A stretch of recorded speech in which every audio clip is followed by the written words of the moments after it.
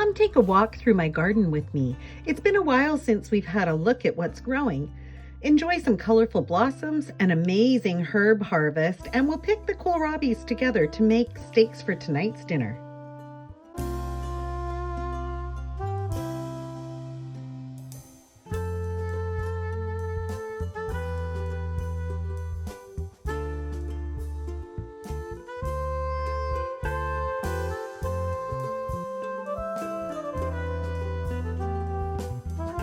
This is the mystery rose that I bought back when I made the rose water spritz. It's finely bloomed and it's gorgeous. If you've been following the channel, you may know that I have a love-hate relationship with the calendula flower. But I really love it now because I learned about all of its anti-inflammatory properties. And that encouraged me to make my lotion bars. The Pope John Paul II rose is new to the garden this year, and it is absolutely the most fragrant thing that you've ever smelled. And so I planted it right as you walk up to our front door.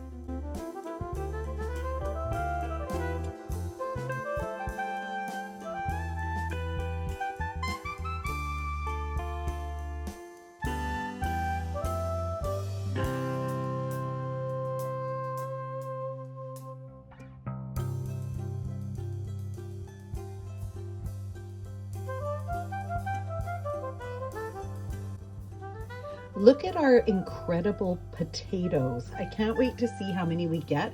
This is a raised garden that is completely hidden now, but it is abundant. Okay, I'm gonna start to pull out some of the radishes because they seem to be taking over and blocking the sun for the beets and the carrots. So I'm gonna go ahead and pull them and hopefully opening up some space to grow some of those carrots and beets. So we'll see. And these are actually looking okay, this is looking pretty amazing. That's huge. That is an amazing radish. Okay, here's hoping they all look like that.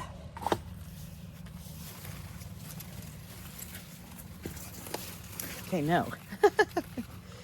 So not like huge greens, but then not as big of a radish. So we'll see how we do here. Okay, this one's a bit better.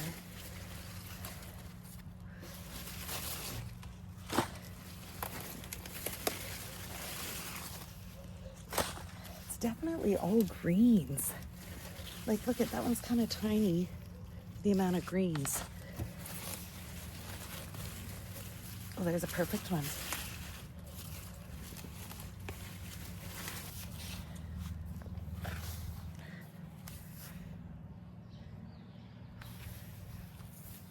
Okay, you can see the carrots here, so I'm going to thin them out a little bit, and then you can see the beets back there, which need a little bit of thinning out as well.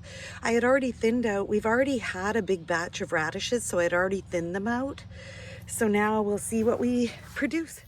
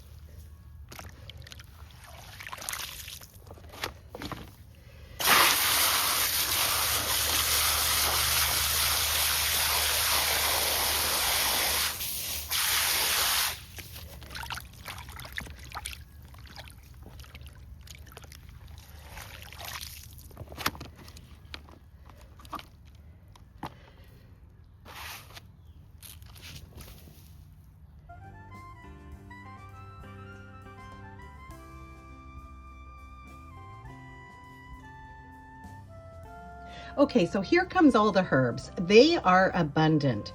So I've already trimmed these many times and put a lot through the dryer, my hanging dryer. So you can see that I've got the thyme, rosemary, sage, I have oregano, bay leaves, I have herbs coming every which way. So I was able to dry them and then package them up in these little these little cute bags, and I was going to a function, so I was able to gift everyone that was attending with a little pouch of herbs.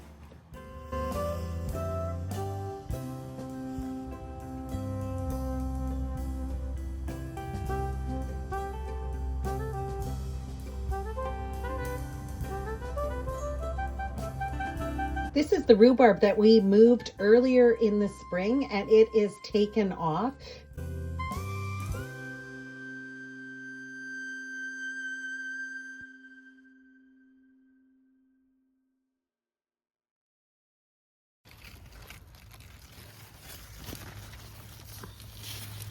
Oh my goodness.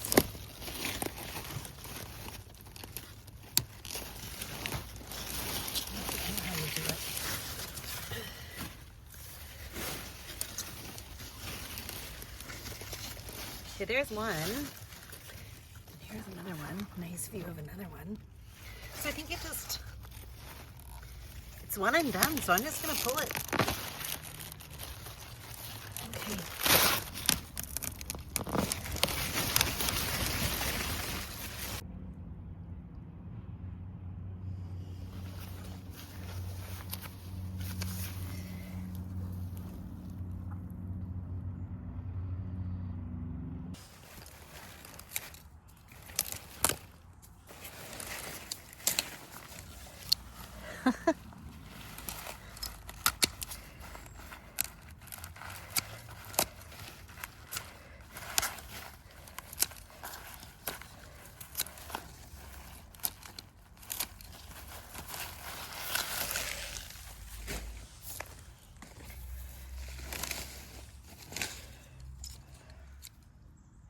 Okay, what I'm going to do is take them in, peel them, and then we'll cut them into steaks and bake them.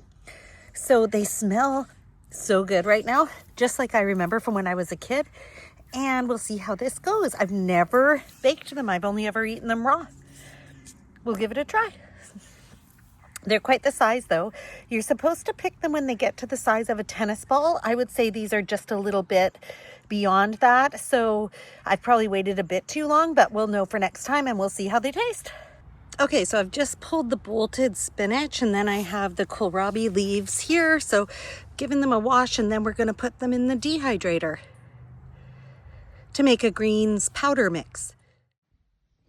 A kohlrabi is from the cabbage family, and this one is, I guess, a purple kohlrabi. First time I've ever grown them, and I didn't start them from seed. I got little starters thanks to my brother-in-law. So this recipe is for kohlrabi steaks, and they actually are kind of cooked just like a steak, I think, except for we're adding in a boiling process. For the sauce, we're going to need a lime, sesame oil, ginger, olive oil, soy sauce, maple syrup, and salt.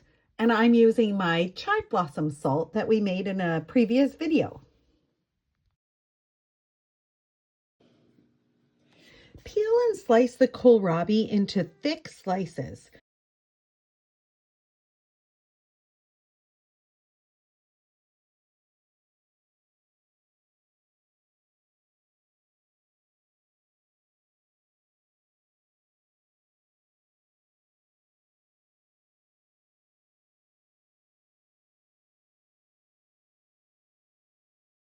Place them in the boiling water for 10 minutes.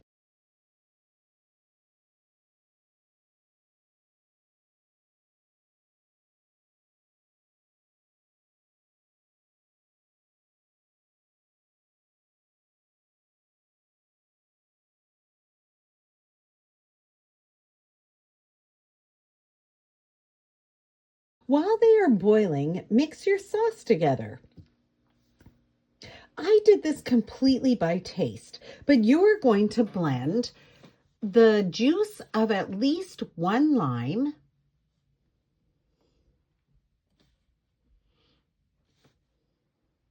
sesame oil, maple syrup,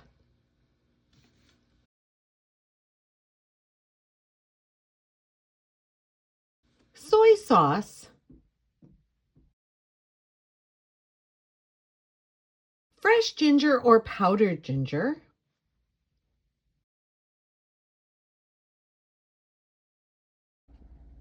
And mix it all together and be sure to taste it and then adjust according to your own taste.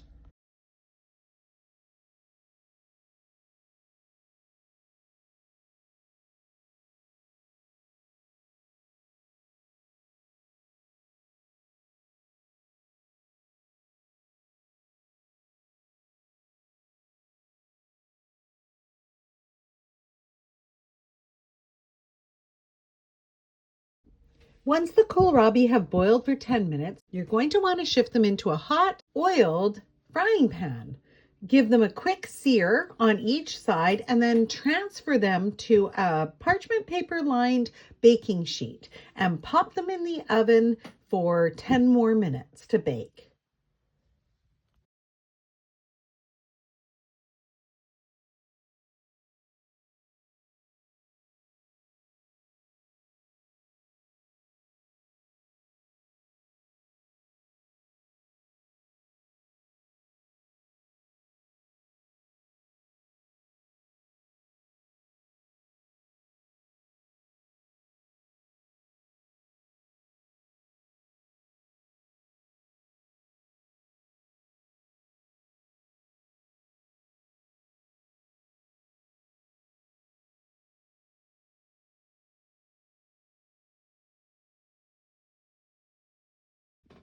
Once they're out of the oven, slice them up and drizzle with the sauce.